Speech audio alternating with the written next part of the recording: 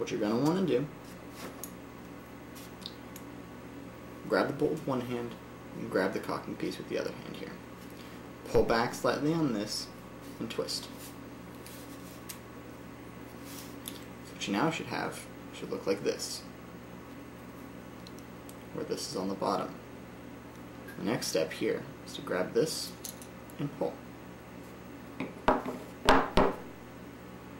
This piece right here simply twists and pulls off.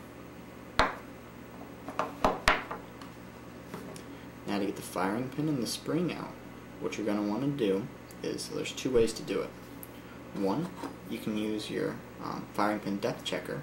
The biggest sprocket right here actually fits perfectly in right there, and simply unscrew it. Alternatively, what most people do is you take a block of wood and you simply depress it.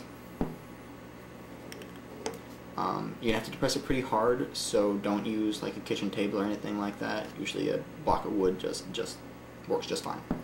So you depress and then twist off.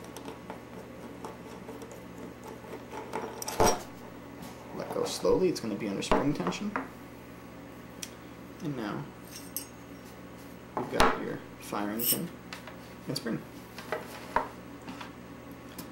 Really a simple bolt here. Now, reassembly. Firing pin and spring again.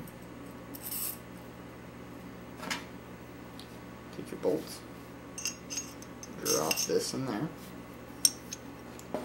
You're gonna all I'm doing here is just depressing.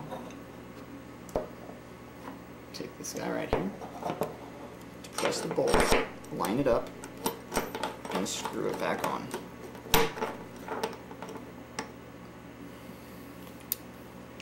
Line this guy back up here. Just simple twist and pull. You want to make those notches line up. This one isn't perfect, but it's close enough. It really doesn't matter. You want to get it close, but sometimes it's hard to get it perfect. From here, you take this, slide it on here.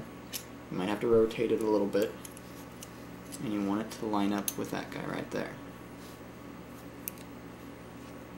You take this,